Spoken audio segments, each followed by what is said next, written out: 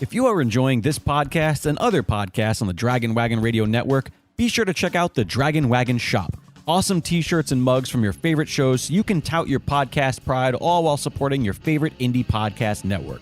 And make sure to check it often for new items and limited time designs. So shop now at dragonwagonshop.com and get your dragon swag on.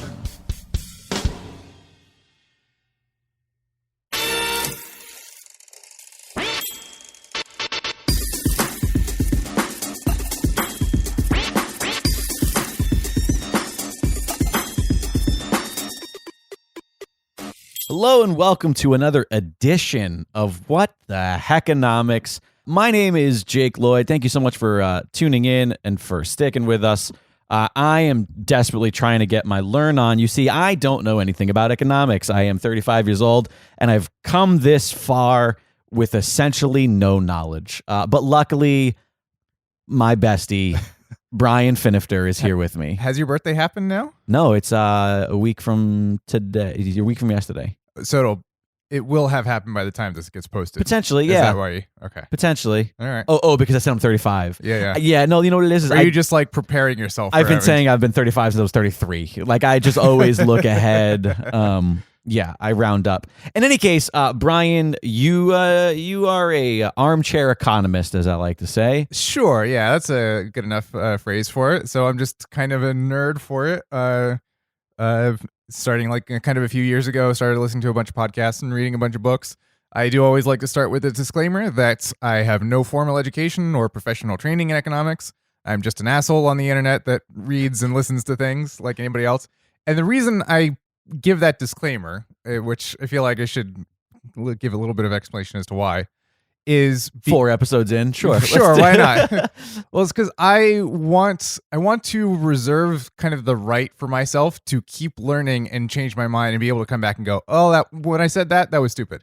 And even though I was really super confident in whatever I said that was wrong, it was still wrong. Which is commendable, because I feel like that trait alone is just something that people in the world don't have nor desire having. In the world in general and in economics particularly. Specifically, actually. just the ability to go, hey, you know what? I'm wrong. And here's more data. Here, I learned 2 things. Right. And now the second thing adds some subtlety to the first thing. Right. Which is leaving an open mind. Exactly. Leaving room for future learning things. Sure. Speaking of learning things, what are you going to learn me today, Brian? So we are going today to talk about Donald Trump's no good, very stupid fucking tariffs that he has just issued by executive proclamation or whatever the hell he just did. What is a tariff? So a tariff, the basic definition is a tax that is levied on either imports or exports. In this case, we're talking about imports. Okay. Against products that are brought into a country from another country. So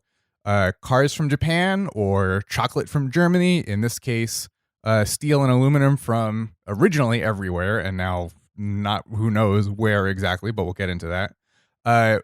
Coming into the United States. So we say, okay, that is steel and aluminum or whatever it is coming in from another country that is not being made in the United States. So we are going to put a tariff on it, levy an additional tax on it to make it more expensive artificially. Gotcha. So the idea behind a tariff is to potentially encourage like American productivity. Is that sort of the idea? That's basically, yeah, that's Okay. basically the primary motivation. Have you ever heard the term protectionism? That is the idea of protecting the industry or the economy of that country compared to other countries, right? And so you use tariffs, tariffs as the main tool in that. Sure. America first. Yeah, and so this supposedly the rationale behind this particular set of tariffs is national security. Well, we need to make sure that we still are able to produce steel and aluminum to build tanks and airplanes and whatnot, in case we ever need to go to war, because we don't want to get all of our steel and aluminum from one country and then go to war with that country and then they can just cut us off. Wait, the next day. That's really like the thought process behind it. Yeah, that's a big part. Well, that's the rationale this time, and it's overall a general rationale for. So basically, economically, tariffs do not make sense, and every kind of mainstream economist. It's actually interesting because tariffs and free trade between country borders is is one area where like all of the mainstream center right, and center left Right. agrees, Okay. and the extreme left and the extreme right also agree with each other. But it's very much interesting. the mainstream versus the extreme, right? So you have the right wing extreme, which is the MAGA people of Right. like America first, blah blah blah.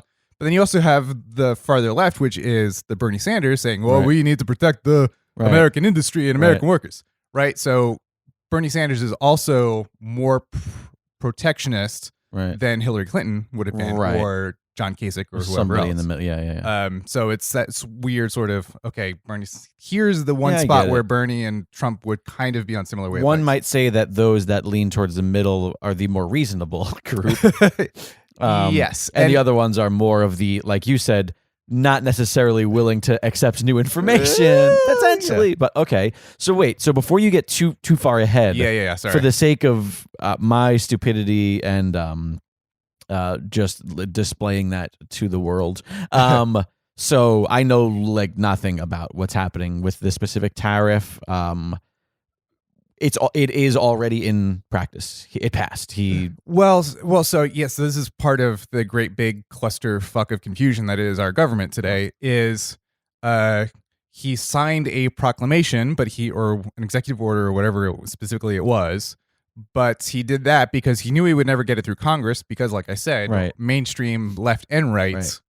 understand that tariffs are stupid and are Right. pro-free trade. Sure. So Congress was never going to go along with it. Yeah. Right. So he did as much as he could as an executive, Right. which he does have some power to do.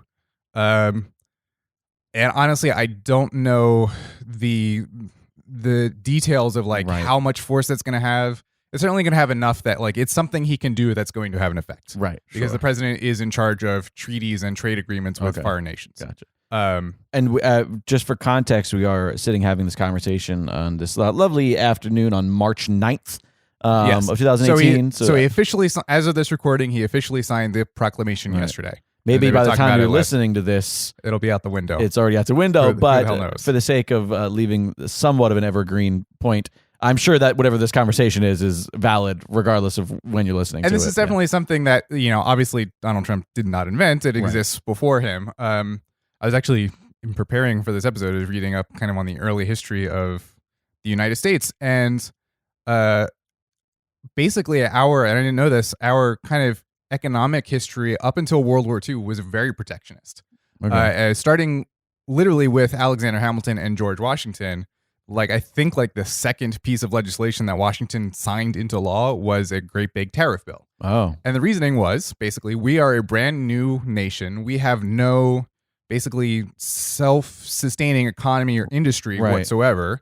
We can't start this nation by literally buying shit and making other nations richer. Exactly. Because we don't have anything coming in. How could we just be giving out? Eventually we run Exactly. out of And that's money. not to say that the United States wasn't producing anything, but it didn't, Right. as a colony, it didn't have a separate self-sustaining economy. Gotcha. And a big part of the Revolutionary War was Great Britain, the empire, imposing kind of these economic rules and the colonies rejecting those, right? Sure. The stamp tax and the tea tax and all of that stuff. Right. So the United States historically has been very protectionist from the very beginning, and especially in the very, very beginning, because, similar for that national security reason, is like, it may overall be economically make more sense to, buy for free trade, but we need to build our industry. We need to learn how to do things. And so we need to put up protections and Hamilton basically says exactly this, like, we need to do this in the beginning, and then over time we can get rid of it. But at least in the beginning, we need to do this. Sure. It's the crawl before the walk kind of thing. Yeah. And it's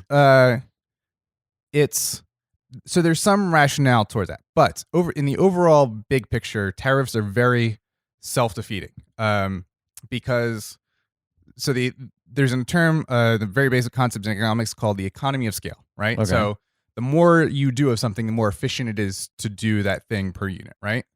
Okay. So say I need a chair and a pair of shoes, right? So Okay. I can learn basically how to make a chair for myself, Sure. and then learn how to make a pair of shoes for myself. But if you also need a chair and a pair of shoes, it's more efficient for me to make 2 And chairs, for me to make two 4 two shoes. pairs, and trade them. I was waiting for you to fuck that number up. Yeah. And to trade them, Sure, okay. that's more efficient for both of us, Right. right? And that's where the value gets created. You add more people and you add more things. You go from that, you build into the modern economy, right? Okay. So free trade and globalization is just taking that concept from a local or a country level to a global level, right? So now you're not just talking about California and New York, but you're talking about the United States and Europe, Great Britain or Argentina or China, India, whatever. And really, economically, there is no difference. The only difference is political. Right. We elect our leaders, and other countries have their leaders, and they're responsible for looking after the well-being of their citizens, the nation, right? And every country has its own quirks and idiosyncrasies about how that actually gets done. Sure. So what you end up having is certain segments of a particular society. In this particular case, like manufacturing, right? The steel and aluminum manufacturing people, the people in the Rust Belts in Pennsylvania, Ohio, the Midwest, where Trump unexpectedly did better than people were expecting. Going, hey man, we need help. Like all these jobs have gone to other countries, and it's because other countries are doing it better. Right, Okay. They're making it cheaper, and you can get into all the reasons why they're making it cheaper. Like they're not paying their workers as much, Right. Which that's not great, Right. but that's a whole other thing. But in the end analysis, they're making things cheaper, which is actually good for us in the big picture, because for How so? every steel manufacturer, there's 10 consumers or whatever it is, right? Okay. For every one, there's multiples of consumers that are buying steel or products that use steel in one way or another, right? Or, for every steel worker, there is 15 people buying a car that has steel in it. Gotcha. Right. So the fact that steel is being made cheaper somewhere else and we're buying it cheaper there from here makes those cars cheaper. So it makes it cheaper for us to buy those cars, even though that takes money away from that one specific worker. steel worker. Right. But if you really need the steel workers' political support versus the political support of somebody else who's not working in steel, Right. you're gonna tell him, hey, we're gonna do this. I'm gonna take care of you. Yeah, and it's actually been the modus operandi of the Republican Party for a long time to do that during the election. Go, hey, we're gonna take care of you. Yeah. Actually, I should say both parties have done this. For different specific. So we're gonna bring manufacturing back. Right. And really, none of them have ever had the intention of actually doing, because it's not something that you can do. Sure. It's like fighting in terms of economics, it's like fighting gravity. Right. Like it's just economy of scale is a basic fundamental force that you're not going to overcome. Sure. And it's like throwing a thimble of water into the oceans. Like you're just not going to do it. Sure. But people get elected by saying that they By will. saying they're gonna do it. Yeah. So that's the basic idea. So specifically, Donald Trump imposing this tariff now, saying that the reasoning is military, which doesn't seem to make any sense to me whatsoever. Right. And so here's the kind of fucked up aspect of this particular one. Okay. Is the rationale supposedly is national security, and it's against China, right? China is dumping a bunch of steel. Right. And I can explain that in a second. But we actually get most of our steel and aluminum from countries that are our allies. Canada, Mexico, primarily, and a bunch of others. So, like, China isn't even in the top 10. Okay. And so when Trump is saying, "Oh, we need this for national security," Canada very legitimately is going, "What the fuck?" Right. And Canada has been Vocal? with us as a country in basically every armed conflict in the modern era. Sure. Every time the United States has gone to war, Canada has sent their troops into harm's way with us. Yeah. As an ally. And so for that rationale to be applied, to be used, Right. Canada very legitimately goes, "What the fuck, guys? Come on." Right. And that's why you saw I've been making you chairs. You've been making us shoes. This has been working out. Yeah. Like I thought we were friends, for real. And that's why you saw when Trump first made the announcement, it was no, everybody. There's going to be no exceptions. It's for every single country. That's every single non-US. country. Yeah. And then Canada and Mexico and some others went, Hey, what the dicks. fuck? Yeah. And that's when you started seeing Because more of the adults in the room walking back and going, well, there might be some exceptions. Sure. And now they're being cagey about which exceptions they're going to be. Now, just a really quick sidebar this, I know that this might be completely obvious, but the idea is that, of course, these countries do not want to be taxed because then it is less incentive for a person who owns the place that needs the steel to buy from those countries because it's going to cost them a ton more money. Yeah, right. So it's going to hurt their industry, hurt right? Their so industry, it's going to make their steel industry less competitive, right? Of course. And ideally in the perfect theoretical arena of economics, right?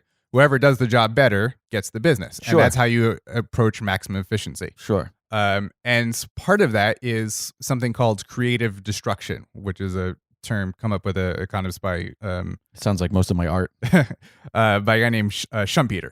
And creative destruction just means like in the process of creating more value and more efficient ways to do things, you're going to wipe out less efficient ways of doing things. Oh, okay. That sucks for the people who made a good living doing it less efficiently. Right, but overall, everybody is better off. Less efficient, yeah, of course. So it's like creative destruction is automobiles wiped out the horse and buggy business. It's almost survival of the fittest in that sense, where it's almost And when people talk about selection, survival in the fittest in an economic sense, that's what they're talking about, Gotcha. right? Like, so the invention of cars wiped out horse and buggy but overall, we're better for having cars versus horse and buggies, right? Yeah. Sucks for the horse and buggy whip makers, right. Too bad. So that's the sense. Like, if the Canadians make steel better than we do, then they should do that. And we should buy them, and then we should do something that we're better at, reality television programming, and sell that to them. Right? Yeah, sure. Shoes or chairs, right? Yeah. So that's how it's supposed to work, right? And then tariffs get in the way of doing that.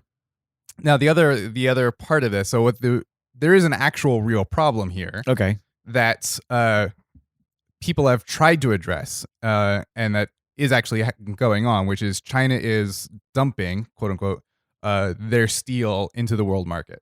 So you can have what's called, at least in the cryptocurrency world, a whale.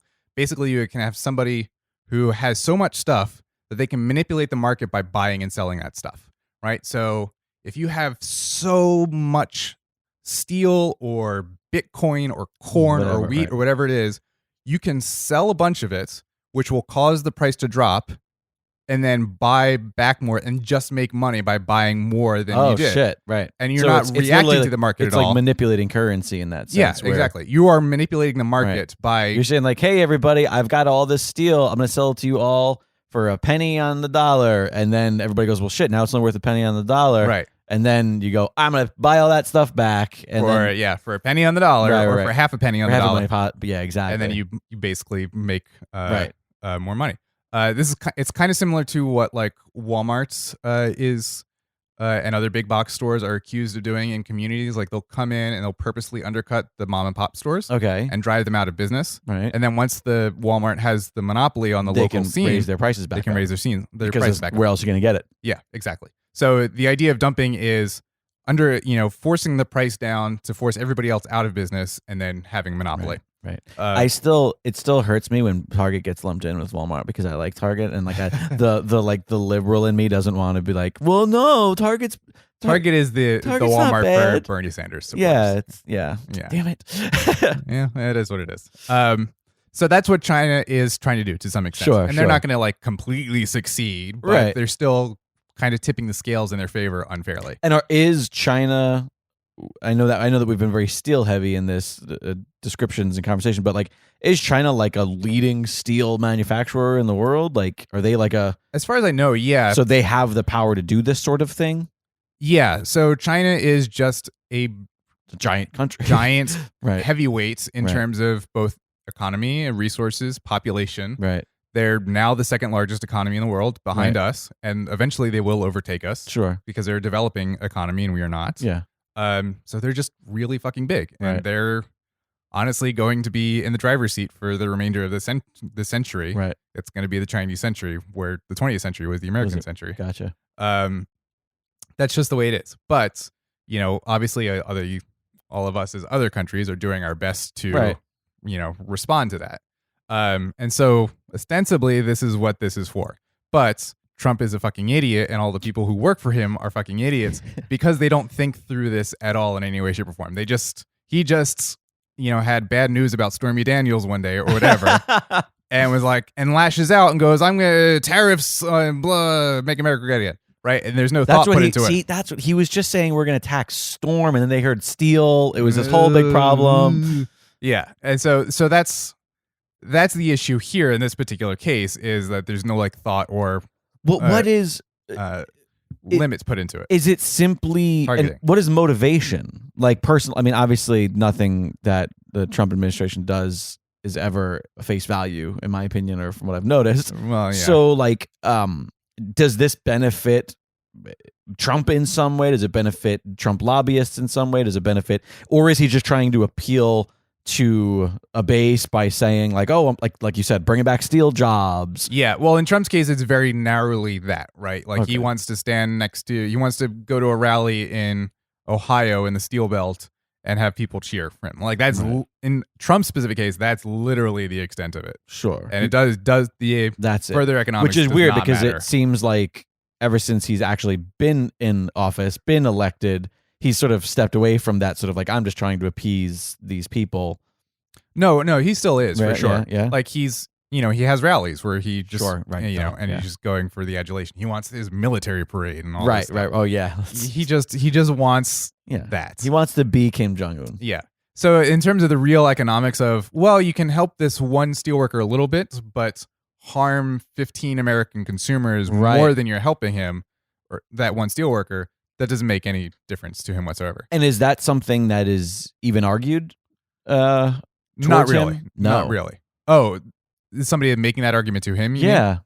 Well, so Gary Cohn, who was his chief economic advisor, was strongly against these tariffs. Okay. And when he announced that he was going to do this, that was the last straw for Gary Cohn. He said, all right, fine, I'm out. This is stupid. I'm out. This is dumb. I can't possibly support this. Right. And this, by the way, is a guy who's a Jewish man who thought about resigning after the Charlottesville finding people on both sides debacle and didn't. Ugh. So tariffs make that cut. Wow. White supremacists being okay does not make that cut.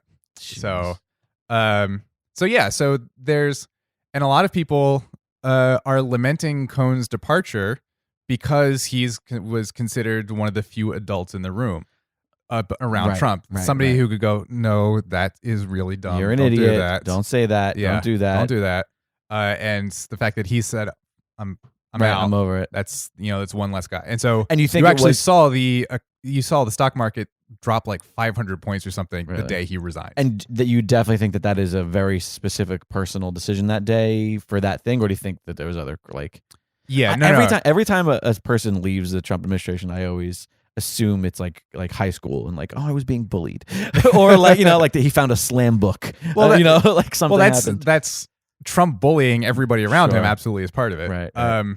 But yeah, in Cohn's case, this was right because it's such a stupid, self-defeating, pointless, mindless thing to do that it just makes like no sense.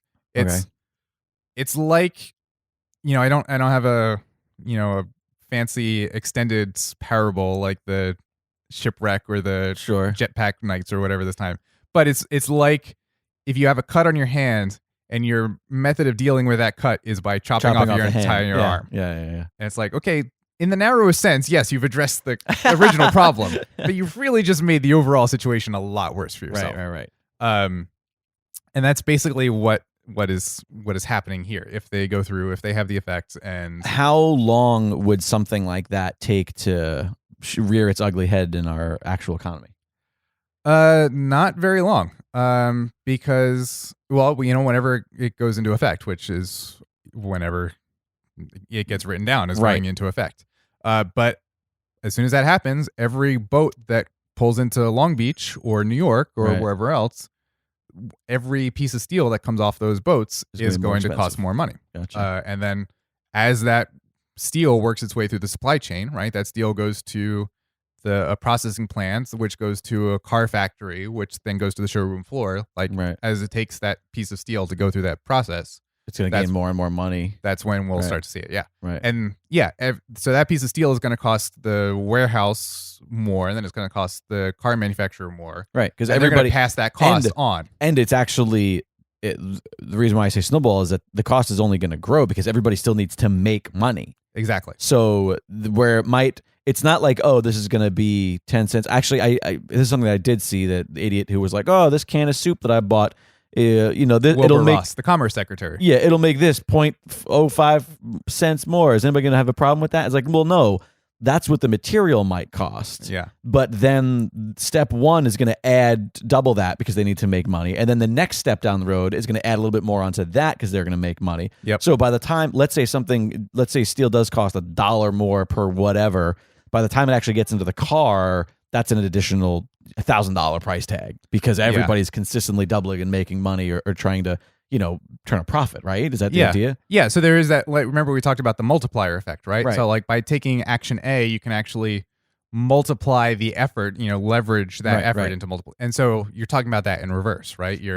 You're pulling back on the value, and then that effect multiplies through everywhere that money changes hands. Right. So I think somebody said that it's like a few $100s for an average car or something like that. I don't remember the exact numbers, but Wilbur Ross is a billionaire, and so when he goes like, well, that's who cares about an extra $125 or whatever it is, like people fucking care. Like that's, even if that's a car, then yes, that's still a big deal. Also, who the hell buys a can of soup at a 7-Eleven? Go to a grocery store like a normal person. What, are you like a transient at 3 a.m? Who buys soup at 7-Eleven? I guarantee you he didn't do it, but I would, but I love the visual of him walking into a 7-Eleven and buying a can of soup, right? Knowing he's about to go on cable news to make this point. Hey, I'd like to buy this can of soup, please. Also him at the counter and then being like, do you have the 7-Eleven rewards program, sir? And him being like, what? And he's like, it's an app on your phone. You can earn points. And then him being like talked into like signing up for something. As the commerce secretary, as the cabinet level position specifically in charge of that, also not having any idea how it works. Also, that bitch got a Slurpee. Got a Slurpee. So there's that. There's the basic fundamental economic harm, and then there's the other side of it, which is it's kind of the economic equivalent of shooting somebody, essentially shooting your trading partner, and it runs the risk of starting what's called a trade war, which is literally, you're putting tariffs on our products, we're going to put tariffs on yours. Hang on a second. Trade wars are easy to win. I've heard this. Yeah. Very easy to win, and they're only ever good. And it's like, you got it exactly. Like, how did you get it that precisely the opposite of right? Okay, so obviously that is something that I know Trump has said recently and has been being shit on for it. But can you actually elaborate on how a trade war is absolutely the worst possible thing and how they are unwinnable? Right. So it is the economic equivalent of waging war, right? So you're saying, the stuff you sell to us, we're going to make it artificially more expensive. So you're going to sell less of it. You know what? Let's an attempt, because I feel like this is the first episode where we haven't had our through line metaphor. Our parable, Yeah, so you and I, as separate, we started as a nation together, and Jake's shoes helped out Brian's chairs. Yeah.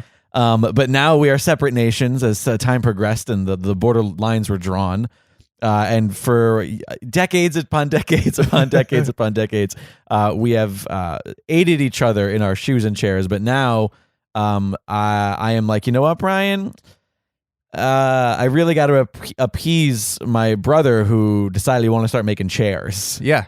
And so from now on, anybody in Jakelandia, anybody in Jakelandia who decides that they want to buy a Brianlund chair, you now have to spend a ton more money. I'm now taxing that chair. Yep. But you and I have gotten along for forever. Our nations have been like... For 200 years, we have peacefully exchanged chairs and shoes. Right. And now all of a sudden you're saying, I'm going to engineer it so that you sell less chairs. Our sports leagues have teams from both nations that play each other. We are...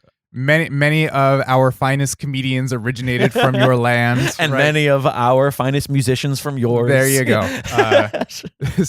And so That's the economic equivalent of taking a pot shot. Okay, so so now I'm like, screw it. The chairs are being taxed, and what happens? So as a way of saying I don't like that, I'm gonna basically just do something in retaliation. Say, okay, all of the shoes that come from Jakelandia, we're gonna do the same thing. If you put a 25% tariff on our chairs, we're gonna put a 30% tariff on your shoes. Okay, and now we're doing that just as a answer to your provocation. Sure. And the second that this trade war begins, that's right now I feel like it's a trade battle. Where does this sort of evolve? Would then I take an additional step, or is that just sort of now we've both screwed each other and that's well, like actual combats, the difference between a battle and a war is just how big it gets, right? So if it stays this one thing, then that's one battle, and it's not a trade war. But the risk with any battle is that it turns into a war, right? And that now that I've done that, you're going to put another tariff on something else that I make, and then I'm going to retaliate with something else, right? And it goes back and forth. And all that does is just suck efficiency out of the system. Okay. Because we're no longer focusing on what we're best at and letting other people do what they're best at and then trading that efficiency. We're now just sucking that efficiency out of the system. And that's what's called deadweight loss, which is an economic term, which just means just shit that's not efficient. Right. Like this is not the most efficient way to do this. Okay. And when it becomes a trade war, you're just talking about like retaliation versus retaliation, and you're just sucking efficiency out just for the sake of combat, essentially. And are there, God, I feel like we're talking about the Star Wars prequels. Are there trade negotiations? That is what is so kills me about the prequels. Now that I'm an adult and like have watched The West Wing like 3 times, like that, we make fun of that opening line in Phantom Menace so much. Like the taxation of outlying trade routes is in dispute, and like how awfully dull that is. And it is dull. But the thing is, like, you could actually make a very compelling saga out of that still. But they didn't. But they didn't. But this is not the nerd show. This is the Heckonomics show. Sorry. So, there's a difference. Yeah, good point. So I guess my question is then if do negotiations happen where so now not only have I taxed it started because I just wanted to tell my brother that he could make his chairs and that he was going to do better.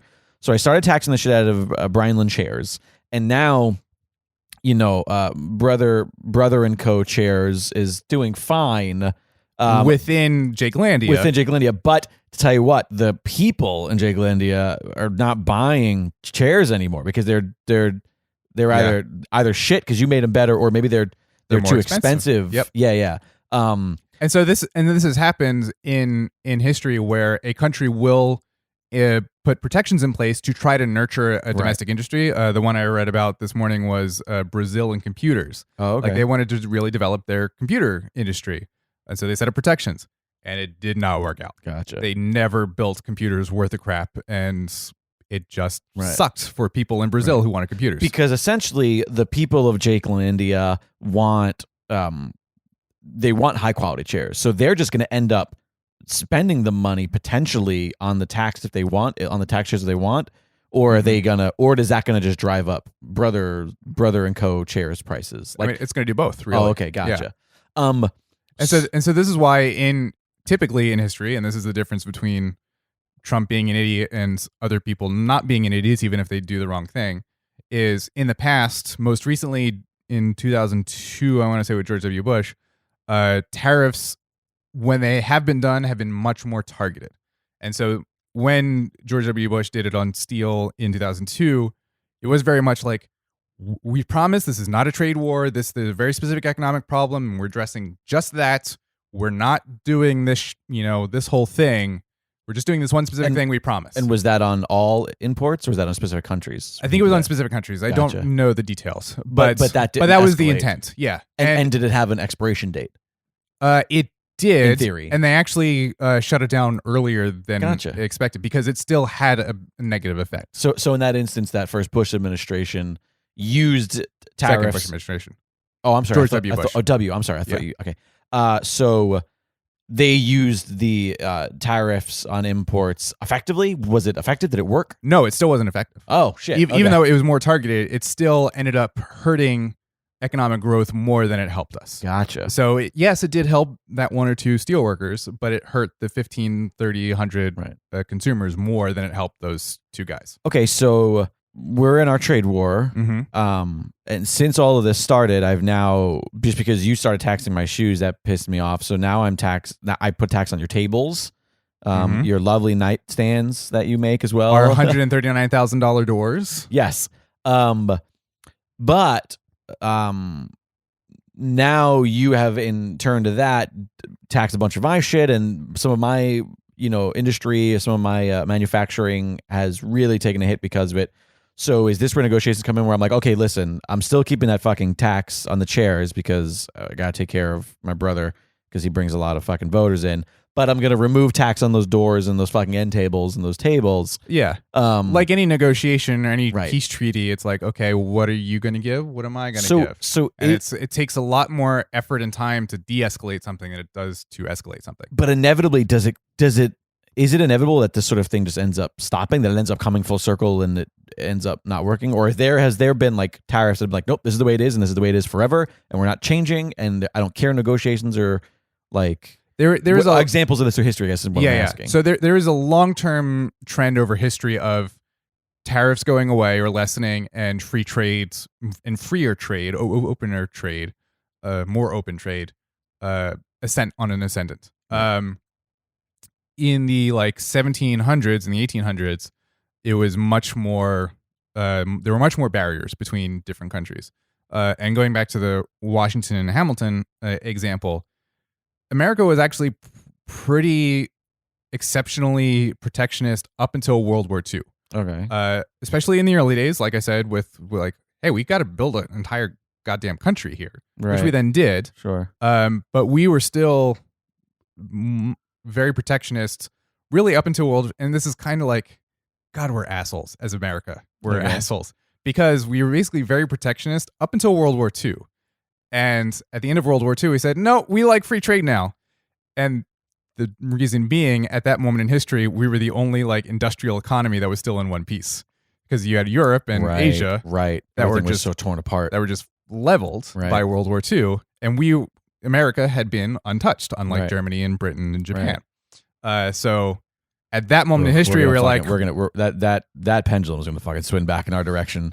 Horrifically, and that's what the 21st century is going to be in a lot of ways, unfortunately. But it was at that moment in time, and protectionism and tariffs and all of those trade wars and those sort of things were big contributing factors to both of the world wars. Gotcha. And inefficient trade and financial relationships between countries was a big cause. One maxim of the globalist, to use the pejorative that Steve Bannon and those guys like to use, or free trader, is that the more two countries trade, the less likely they are going to go to war with each other because there's more to lose, right? Like if we're buying half of our stuff from Japan, we now have more to lose by going to war with Japan. Right. Because there's less stuff that we're going to, like all of our cool TVs and cars and whatever. Totally. Like, okay, that just motivates us now. If we get into a situation where, we and the Japanese are not on the same page about something, it just makes us even more motivated to work it out without firing actual shots. Gotcha. Right? So the more countries trade with each other, the more money goes back and forth between each other, the less likely actual armed, destructive, life-destroying conflicts happens. I mean, it's like reliability. The idea being that if I'm relying on everybody for all of these different things, then when Jakelandia and Brianlund finally do have a problem, I'm like, well, ultimately we need your whatever and you need my whatever. So we're gonna work this out. We're gonna work this out. Yeah, because if I'm bombing your factories, then that's gonna affect my people. Exactly. So your people are suddenly not gonna have any chairs left, or they're gonna have really crappy chairs. Only crappy chairs. And so that just motivates everybody to find peaceful solutions to things, which is better than going to war. I'm starting to feel like those Coca-Cola ads have a really good point about, It's weird because it's like it is this warm and fuzzy kind like of center at this very dry, right. like if we all fucking help each other, yeah, there's a possibility that this will lead to peace on Earth. Like it really is a very big, grandiose, like hippie, like sort of. it is. It's this very warm and fuzzy idea at the center of this incredibly dry economic tariffs. Yeah. But there's the very like Coca-Cola commercial at the center of it. So let me ask you this then. Just because we've gone there, we've gotten this far in the journey. Is there a fear that the Trump tariffs lead to actual war because of this sorts of things, or is it not quite there yet? No, I don't think so. I don't think anybody has that fear realistically because the tariffs are going to hurt really our strongest allies in the most. So even as Canada's going to be super pissed at us, but they're not going to invade, right? And we're not going to invade them. I don't want Trudeau to be mad at us with those dreamy eyes. I know, and that hair. Ugh. But so no, the idea is ostensibly to target China, which there's slightly more chance of us going to an armed conflict with, right? But really very minuscule because we buy and they sell so much of our shit. Yeah. We already have such an extensive economic relationship with each other that we're very invested in not going to war. Yeah, I'd say 90% of the things in this room right now probably have a made in China sticker on them. Probably in every room of every person who's listening to this. Right, yeah. So not really, no. And that's why they're even kind of more dumb. Now, if it were against a country that we had very little trading relationship or with no trading relationship with, then that would be more likely. So obviously, an armed conflict with North Korea is much more likely. Right. An armed conflict with Iran is much more likely because we have that less of a trading relationship with them. In North Korea's case, we have ostensibly zero, and they have ostensibly zero with basically every country on Earth. In reality, they get most of their money through China and Russia. Okay. A country, an economy that is completely and totally self-contained is called an autarky, but that doesn't actually exist. Bless you. What? An autarky. An autarky? Autarky, I think. Auto as in self. Yeah, right. Tarky as in turkey. Right.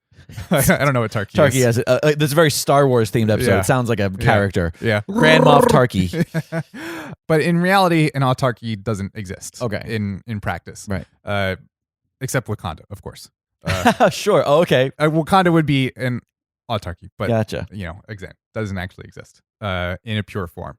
And yeah, so what's interesting is you'll actually see some of the retaliations that the European Union has already announced in terms of these tariffs. They said, okay, well, if you're going to put a tariff on our steel and aluminum, we're going to put a tariff on your whiskey, on your blue jeans, on your Harley Davidson motorcycles. Oh. And there's no reason for them to target those specific things except to send the message of those things are quintessentially American. Right. And we're sending you a message. Right. To the point where, so whiskey is obviously Kentucky, right? Yeah. Which is where the Senate Majority Leader is from. Oh, wow. So it gets very personal. And it's very, this is very much intentional on the European Union's part. And I want to say Harley Davidson's headquarters is in Wisconsin. I think that's what it is. Wisconsin, which is where the Speaker of the House is from. Sure. And so that is the European Union sending a very specific message to our Congress. To our specific to our leaders. Congressional leadership saying, guys, come on. And the thing is, okay, so both those guys that I just mentioned are both Republicans. Right. But they're mainstream, at least as much as a mainstream Republican still exists. So they are free traders. And so they understand how stupid this is. And this is why a bill, an actual tariff bill, would never get through Congress. Right. And so that's, it's very much, it's not about economics at all. I love how specific that is and personal. Yeah. Yeah. And it's like, that'd be like you and Brianlund being like, listen, Jake, I'm going to tax wrestling because I know you love pro wrestling. Whatever. Yeah. It's like whatever is really wrapped up in your identity. That has nothing to do with anything. But I know you like it. And I'm sending you a message. Right. Like, and I love how like economics is, oftentimes is like really dry and theoretical and abstract concepts and stuff. And that's something that I'm like, I know we're only 4 episodes into this sort of endeavor of this podcast, but like even in just these conversations we've having, I'm realizing like kind of how small economics is. Like, yeah, I think I know what you're saying. Like how personal, how sort of intimate, how like, I feel like for people who aren't into economics, or they think of that term and they just think of like this grandiose, like hard to follow, it's actually, everything seems quite simple. And the decisions made usually seem to have very simple reasonings and like things that are very quantifiable and tangible. There's a lot more humanity to it than we generally think of. Totally. Absolutely. And all of the passions and the irrationalities and comedies and tragedies of humanity and the human condition do wrap themselves up in these, dry and abstract economic concepts of economy of scale and supply and demand and trade barriers and all of this stuff. But underneath all of that is still the human passion and the human heart. Which is why I think the human mind. Which is why I think it helps, like with the fucking silly metaphors and shit like that. Yeah, because it makes it really easy to understand and how it personally does affect. Which is really my goal in wanting to do this show. It's something that I had always been interested in. Since I haven't actually gotten to it yet, I'll make my regular plug to listen to Planet Money, the NPR podcast about economics, which is what started this armchair obsession of mine. Because they were able to do that in a way that I had never seen before, never experienced before. Right. So let's go back to Trump, this decision. God, no one's ever said that before. Let's escape Trump. Let's go back to this decision. He signs this deal. Was this something that came out of nowhere, by the way, or was it something that like had been teased and talked about? So he has espoused very protectionist ideas for a long time. Yeah, since his freaking Well, coal, we're gonna bring back coal jobs. Yeah. Even before, like, you can go back to interviews in the 80s and shit, and like he's talking about, which is kind of remarkable given his personality in every other respect. Also considering that I'm pretty sure every single item that has Trump on it is made outside of the U.S. Oh yeah, that famous David Letterman clip, yeah, where he pulls out some Trump ties. Yeah, and it says like he gets Indonesia. Trump talking about how America jobs and making things in America, and then he pulls out a bunch of Trump ties. Yeah, and like Indonesia or China or something like that. Oh shit, I forgot about that. That, which is one of the best speaking truth to power, as much as that was power in that moment. Moments, I think, in modern history. I honestly think that's up there with Colbert's Correspondence Dinner presentation. His performance. So as much as Trump actually has a thought in his head about anything, this is a thought that pre-exists.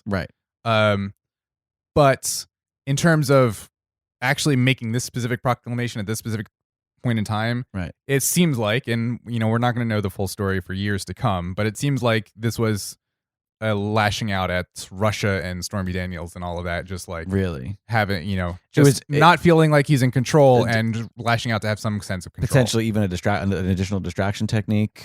Of just like, well, they're talking about all this other shit I want to talk about right now. Here, I'm gonna give you something to talk about. Yeah, exactly. I'm gonna show you that I'm in control, and I'm gonna do something that's gonna make at least some people like a child cheer for me that have cheered for me before. So it's almost like a tantrum. Yeah, no, it very much is. God, it's so sad. And that's the thing, is like there's maybe 3 people in the entire country that would say, "Oh, this is a good idea," and one of them works in the White House. Like one of them is his economic advisor that is still there. Navarro, and Gary Cohn was like, who is his senior economic advisor, was like, "This is stupid.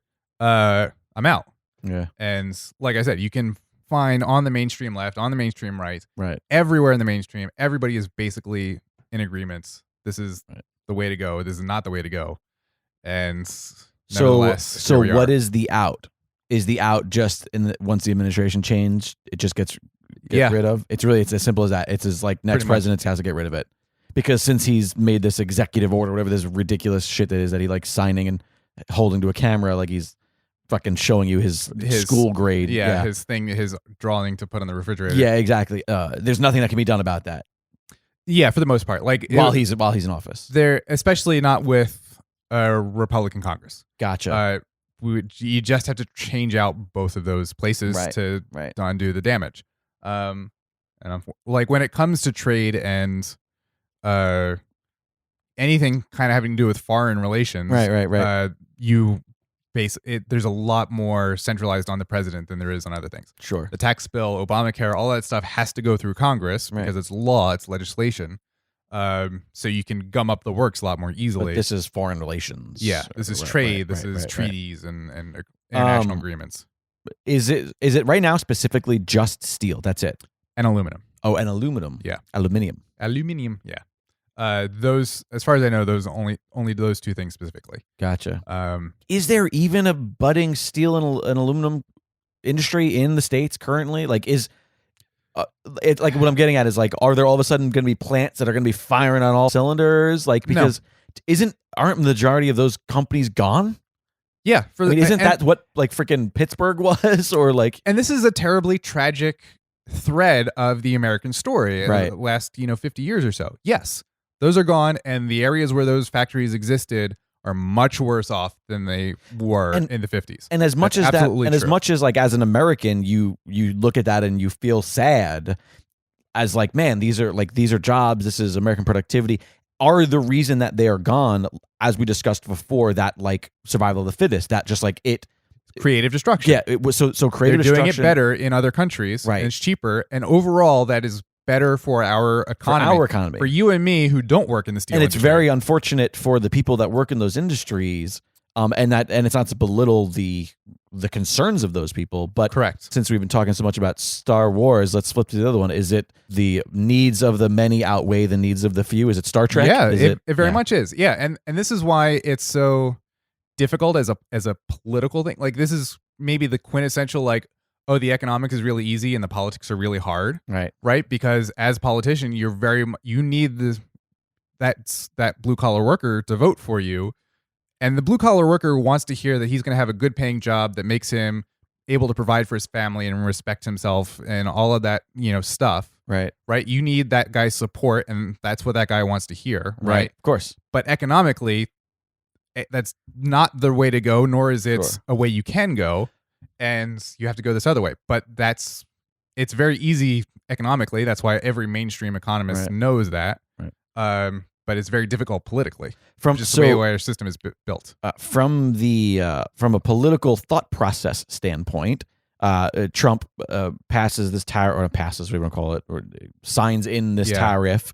Implements, I guess. Yeah, he brings out this steel worker. Who's like, thanks, Trump, you saved my family, or whatever. Which is exactly what he did. He had the thing in the Oval Office where he had the blue with the your hard father's hats. looking down on you. Yeah, he's still alive. Yeah, idiot. Which I will agree with Seth Meyers, who said last night, like, I'm actually with Trump on this one. Like, the way the guy was talking is like, it did seem like his dad was like his dad was dead. Like, I would have made the same mistake. So I'm gonna give him a pass on that. But in any case, you bring this guy out, you parade him around. Is the thought process now that the people who this tariff is probably going to screw, the general consumer, do they just ignore the fact that their costs went up and they just go, oh, look, he's helping? Is it like subterfuge? Is it to make them think that it's actually helping them? I think it's sort of a reliance on there being enough points between A and B, that the general economically illiterate, random citizen, it will not be able to connect the dots. Gotcha. Oh, their prices for their stuff goes up, but they just don't know enough to connect it to. Also, I'm sure that any political party that knows a shit about politics will figure out a way to take the problems that they have given to these people, in this instance, these taxes. I'm going to tell my people that, hey, listen, I know that the chair costs went up from Brianlund, but that's actually not because of the tariff. That's because of this other thing. Like, it's because of the brown people. Yeah. Great. Awesome. Yeah, that's really what's going to happen. They're going to figure out a way to twist whatever that. Your taxes went up because it's something that was left over from Obama or whatever. And let's not lean too much one direction. It would be the exact same instance if it was the other way around. So it's because of the brown people, or it's because of the 1%. You could go either way on that. Like, they're going to figure out a way to tell their their voters, their constituencies. yeah. The people that you can generally rely upon to vote for you, Right. you know what they want to hear. And so you're going to feed whatever narrative is already built. Right. That you don't mind. You're like, this cost that went up has nothing. Yeah, we put tariffs, but this cost isn't from those tariffs. This cost is from this other shit. Yeah. And it really just is a byproduct of having to explain these abstract, nuanced, multifaceted things in a way that works when you have 30 seconds in a debate or a 30-second political ad. Yeah. And it's hard to do. And our national discourse is not built for it. No. And our national mindset isn't built for it anymore. Yeah. We need to repair the general public's attention span and their actual desire to take in information versus their need to react. I feel like that is so huge. Simply just the way that like we want to be told something in 5 seconds. We want to click share. We want to tell everybody we agree. We don't like there's. So I'm wary about putting too much like, the good old days, like because you encounter that idea a lot of like, in the old days, people thought logically through these national issues, and that was never. No, you know what? But that's why I said maybe I shouldn't say repair. Maybe that's not the word to use. We need to make that happen. We need to you're right. Create it's never been like there's never been a public that has been really truly interested in a higher understanding. But there is, but modern technology has exacerbated those existing problems, right? Exactly. Like so. Information bubbles have always existed. Like there have been partisan papers, and you read the Democrat paper or the Republican paper, right? Sure, and it's the same. You watch, but now you watch show MSNBC or you watch Fox News, right? You read Huffington Post or you read Breitbart, right? It's the same basic problem, right? Just technology has supercharged it, right? Going back to the whole like the political versus policy aspects, really quick. So you got the blue collar worker in Ohio who lost his job and now, wants to hear a very specific thing from the politician that he's going to vote for. But that is what he wants to hear is not actually the best economic solution, right? Because the best economic solution is to let creative destruction take its course, wipe out lower efficient industries and companies and products, and replace them with higher efficiency versions of those things, right? Like, if you have the horse and buggy industry, the horse and buggy guy wants to know that he can still have his horse and buggy job, but really you want the car industry to take over. Right. But as Americans and as human beings, we still have a responsibility to care for, as members of the same civilization. We have a responsibility towards our other members of civilization. Sure. Right? So that blue collar worker in Youngstown, Ohio, or Michigan, or wherever else, we as people in Los Angeles, California, still have an obligation towards that person. Right. And that's what a country is. Yes, that's what a government is. So we do have an obligation to take care of that person, or to give that person the means to tools to succeed, the tools to pursue life, liberty, and the pursuit of happiness. Right. It's just a question of what are the best tools for that. Right. And one tool is a tariff on steel and aluminum that makes his job safer, but overall makes everything less efficient. Right. And another tool is things like, re-education programs and a social welfare safety net where when he loses his job, he has a good unemployment buffer and good social welfare safety nets to fall back on. Right. And that's what we need. Right. And that's actually, this is why I kind of half jokingly call myself a free market socialist. Right. Which makes people on either side of the political spectrum like their heads explode, which I love watching happen. But this is why I half jokingly call myself that, is because we need a system that allows for creative destruction and the survival of the fittest and that process to happen. But at the same time, as a civilization, we need to take care of our fellow citizens. Right. And so we need the socialism aspect, because that is actually the most efficient way to let creative destruction run its course, while still making sure every one of our citizens has what they need to basically succeed. Their human rights, essentially. The life, liberty, and pursuit of happiness. And so it's finding that balance and finding the best tools, not just economically or politically, but also culturally. Like, not, we kind of idolize or deify work and working real hard. in this country, which is good. That's why we're one of the reasons why we're a great country. But we have to separate like working really hard as something that matters, that's something that creates value, versus working really hard for the sake of working really hard. Right. Or because you're working really hard because you absolutely have to in order to survive. Exactly. Right. And so the guy on the steel plants in Ohio, he works really hard and he deserves security and life, liberty, and the pursuit of happiness for working that hard. Right. But if that hard work does not produce value, then economically he should not be doing that work. He should be doing something else that does produce value. Right. And as like solar panels. Exactly. Right. Exactly. Yeah. Something that is new. That And this is what I've said to a friend of mine talking about this. Like, honestly, like, so we're talking about all the coal miners in West Virginia, right? And how there's no more coal industry for them to mine. And yeah, West Virginia is super poor and they have problems with drugs and poverty and all this as a result of that. And that sucks. And we as citizens have an obligation to our fellow citizens. Right.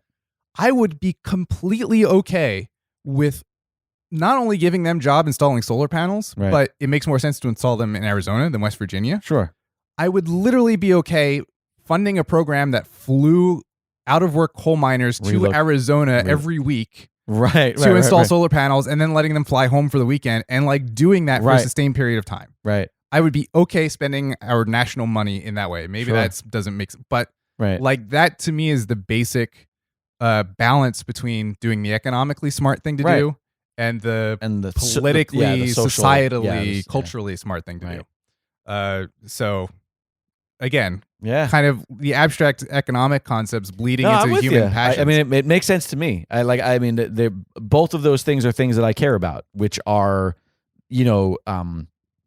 letting data and science and facts decide the decisions that we make. Yeah. And also ensuring the care of my neighbor. Like that's like I mean, hell, even in like in a place like LA where nobody knows their neighbors and like they don't have communities, like me, like I'm like a beacon of my apartment building. Like I'm always like, I am a community based person. And yeah, I do believe that on a larger scale as well. Like, obviously I'm a think small kind of guy versus most people are like, think big, act small. I'm like, no, I think small and I act still smaller. No. And I act lazy.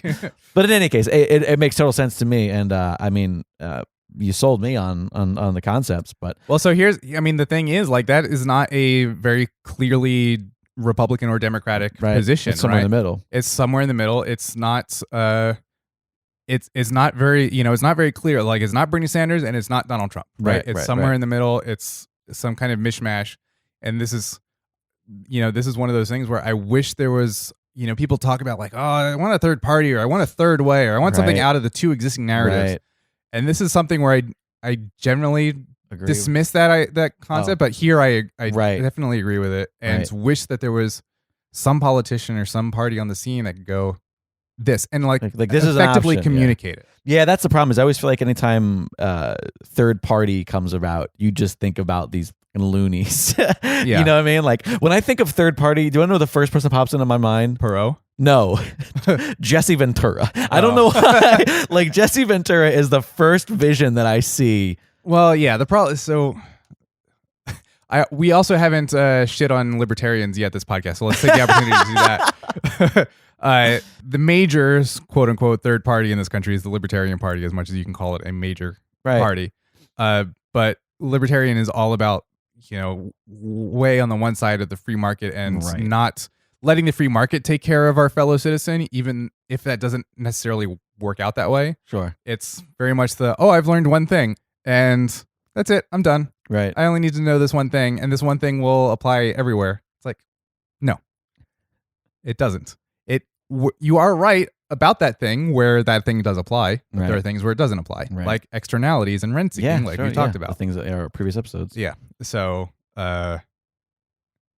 So I just had to get in that shit on libertarians. Well done. So this has been a little bit of a longer and sort of more all over the place chat, but we release these so infrequently that hey, every now and then we can tangent. We're allowed. Come on, we were tangenting on the other ones. True. I will say this. Tariffs are not good. They're bullshit, from what I can tell, from my point of view. I would Except like... what's a situation where you would want them? The limited tariffs targeted to ensure like the cement concrete foundation, national security, or economic foundation. Economic foundation. No, that's what I was looking for. Economic foundation. I was like, I knew something about a house was in there. I learned things, I promise. I would like all of your furniture and chair makers to line up next to all of my cobblers, and we can all shake hands. Jakelandia is officially raising all of the tariffs on Brianland. I would like to cease this trade war and move on in a peaceful and prosperous manner for both and all nations. Brian, how do people find you on the internet? You can find me on Twitter at just my name, Brian Finifter, BrianFinifter.com. Not .com on Twitter, just my name. Sorry. That's all right. It's weird. We're programmed. We just say things. Yeah, really are. Please find me on Twitter at LiquidJake, and follow It's Dragon Wagon on all social media for all things Dragon Wagon Radio, as well as all things What the Heckonomics. And a couple things here. If you are enjoying this show, please share it with somebody who you think might enjoy it. I know that we don't do them very frequently. We're out one a month. But if we see some response, maybe we'll try to make sure we get these in a little bit more frequently. Sure. Maybe go every other week. If you want to reach out to us, please do so on Twitter. You can also use the hashtag Heckonomics Podcast or hashtag What the Heckonomics. We search for those. You can also go right to dragonwagradio.com, and on the contact page, you can just submit us an email and it'll come right to us. You can just select What the Heckonomics from the little drop down. We would love to hear from you. If you have questions, if you have things that you want us to talk about, if it's stuff that you want Brian to bring to the table, or if you have an opinion and you're like, hey, you know what? Fuck it. I don't agree with this thing. Please let us know. Voice your opinions. We are Come open. at me, libertarians. I would love to debate a libertarian on this show. Come at me, bro. All right. This guy, he's been to the gym once in his life, and all of a sudden he's talking like he's hard. In any case, please bro, get with us. Do you even tariff? Do you even tariff, bro? There's a t-shirt. So with that said, if you are enjoying the show, there are a few ways that you can help support it other than sharing it with a friend, which is the best thing you could do. Please rate and review us. If you're listening on iTunes right now, you're probably on your phone. You can scroll down all the way to the bottom of our page on iTunes or on the Apple Podcast app. Rate us 5 stars. Give us a review. You don't have to be honest. You could lie. It doesn't matter. Nobody's going to know. Just give us a review. It really does go a long way, and we would sincerely appreciate that. We'd love to be able to be found organically on podcast charts, and ratings and reviews are the single best way a show will find organic listeners. Also, if you want to support us, you can help us keep the lights on by going to www.dragonwagonradio.com/donate. You can either donate directly to Dragon Wagon Radio via PayPal. You can even set up monthly recurring payments, almost sort of like the popular Patreon service, but we're doing it this way. It's a great way to help support the show. Even a couple bucks a month will go a long way, paying for equipment, paying for space, paying for hosting services, website services, all of that fun stuff. Or if you're not into the direct cash, we also have an Amazon wish list, which is on that page. You can click and you can send us something directly that you know we'll need, whether it's electronic equipment that we need or expendables like toilet paper and coffee to keep us well fueled and well wiped. All great ways you can help the show. Once again, that's www.dragonwagonradio.com/donate. With that said, Brian, you got anything else? If you like the sound of my voice as much as I do, I was just on our sister podcast, yes, which I don't think is released yet, but no, it's out. It is. Okay. One of the great podcasts on the Dragon Wagon Radio Network is The Hell With This. It's a really fun movie podcast where two good friends of ours, Chad Philip Peter and Mark Allen Heiliger, sit down and they sort of bring each other those movies that you've always wanted to watch, or that you've always wanted your friend to watch and they never did. And that's sort of the premise. Is it's like, there's that movie that you like, did you watch that movie I told you about yet? And they go, no, I still haven't watched it. And you're like, God damn it, watch it. I want to talk about it. Yeah. They watch those movies, and they're both industry professionals. They bring their wry, dry wit and expertise to all sorts of fun little movies. And Brian sat in on an episode. Yeah, so the first one I did a little bit while ago was actually The Big Shorts. So it was an opportunity to talk about all this stuff. Sure. And then recently I did Apollo 13 with him because I'm a big space nerd as well. Big space nerd. Yeah, so check that out as well as check out any other show on Dragon Wagon Radio Network. It's a bunch of really great shows. We're building, we're growing. We're actually, by the time this comes out, I think that it will have been the 1-year anniversary of Dragon Wagon Radio. Hey, happy birthday. Our first episodes released were an episode of my podcast, Elaborate, which you should check out, and the first ever episode of The House Show, which is a fantastic music podcast hosted by Zen Zenith, where he has live music. It's like a MTV Unplugged with an interview sort of thing. Both of those episodes were released on March 14th of 2017. So we're coming up on 1 year of Dragon Wagon Radio. Thank you guys so much for listening. Please come back at us, show your support, dragonwagonradio.com, and we will see you again when we see you. Cheers.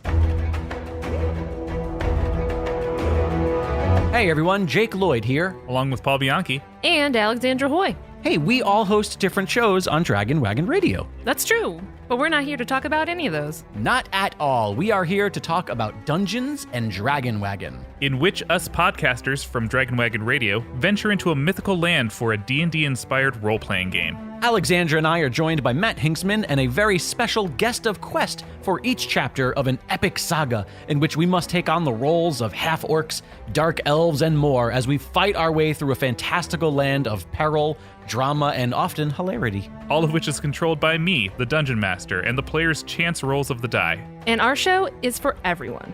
Even if you don't play role-playing games, you'll love D&DW. That's right. Our game sessions are highly edited, easy to follow, sound designed from top to bottom, and completely immersive.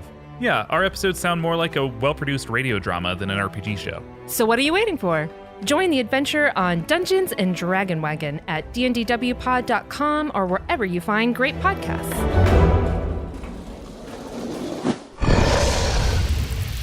It's Dragon Wagon.